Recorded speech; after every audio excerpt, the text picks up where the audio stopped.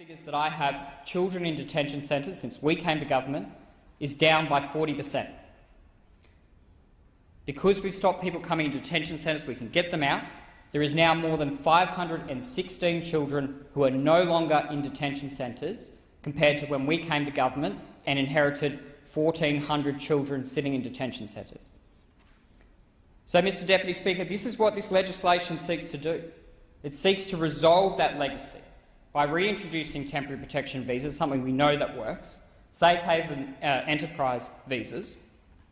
It seeks to reinforce the government's ability to conduct maritime turnbacks, and I know from talking to members of the ADF that do those operations, they have a significant impact on people smugglers.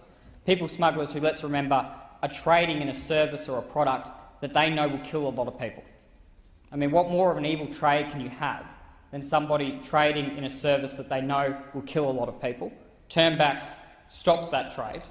And particularly important in this legislation is the introduction of procedures that will speed up and streamline the arrangements to get people out of detention centres and to process them, to deal with that legacy of 30,000 people that we inherited from the Labor government. And, Mr Deputy Speaker, when you do these things, when you stop the deaths at sea, when you stop people coming into detention centres, you can free up a significant humanitarian dividend for our nation.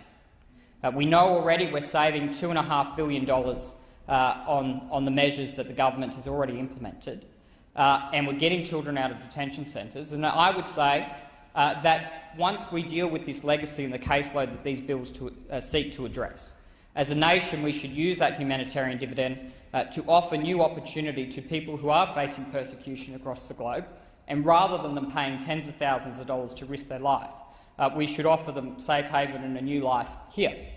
And already we've seen the government do this, and I want to particularly again thank the Minister for Immigration and the Prime Minister and this government on doing that.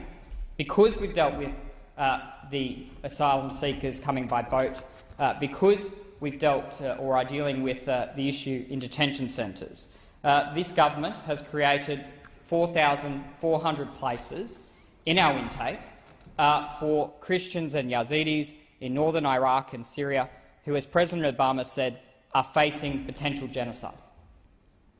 Now, we couldn't do that if we didn't implement the measures that we're talking about in this bill.